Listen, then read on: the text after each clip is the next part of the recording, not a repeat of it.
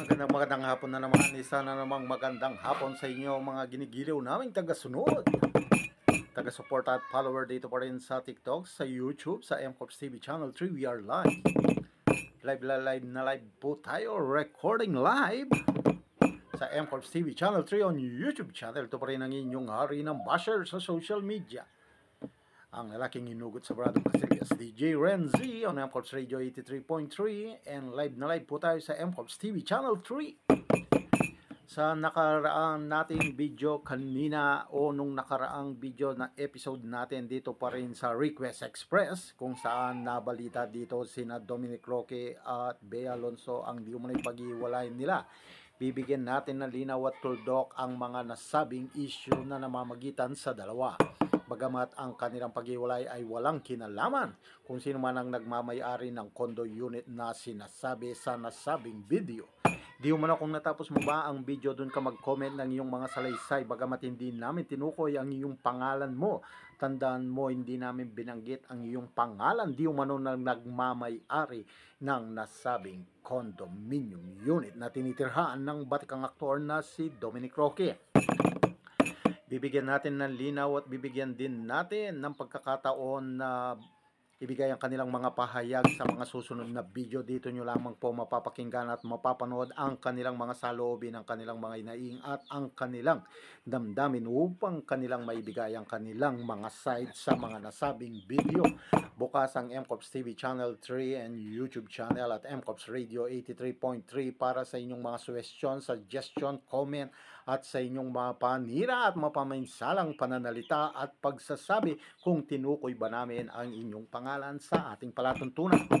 Ang sabi nga ni ABS-CBN mystery man na si Marlo Suelto, ipagpatuloy mo lang ang iyong nasimulan.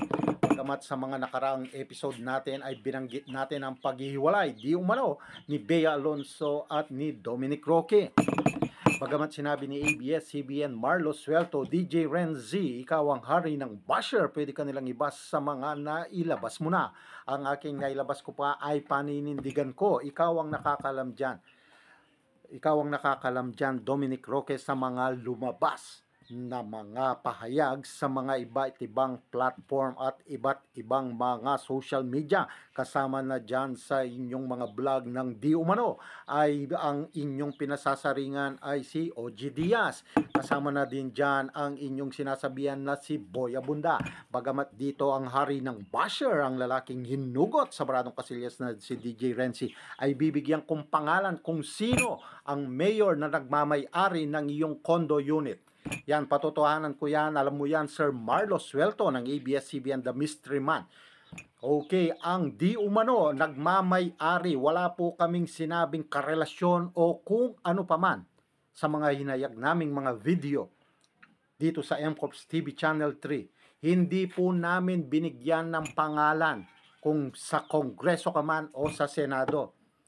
Titindigan ko po ang aking sinabi, hindi sa Senado at hindi sa Kongreso ang nagmamay-ari ng nasabing condominium unit na tinitirhan ni Dominic Roque. Kung kailan o kung saan di umano ang paghiwalay nila ay wala na tayo doon.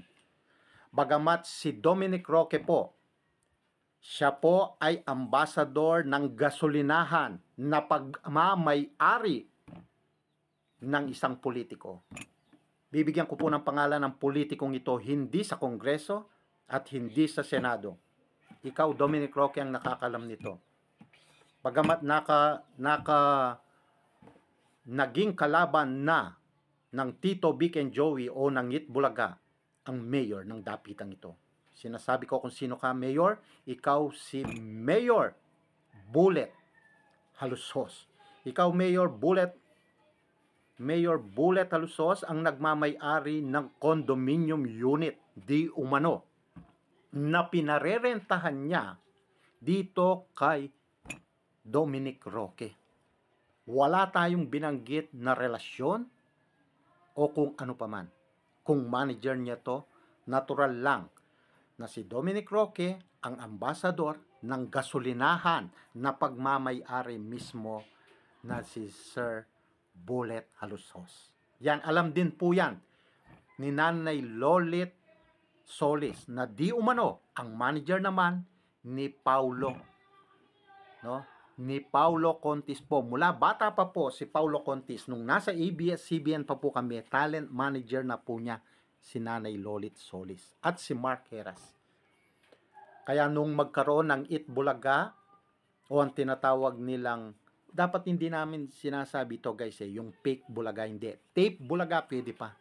Ang tape o ang Itbulaga, ang dating Itbulaga na pagmamay-ari ng mga Lusos, na ngayon na si Mayor Bullet, ang napakasipag, napakagaling at napakabait na mayor ng Dapitan na si Sir Bullet. Halushos ang nagmamay-ari ng kondominium. Hanggang dito lang po, ito pa rin po ang inyong DJ Renzi, ang hari ng Basher. Hanggang sa susunod na video, makita-kita po tayong muli. Bye-bye now, ito pa rin ang inyong DJ Renzi, ang hari ng Basher sa social media. Pwede mong hugutan, wag mo lang babaunan.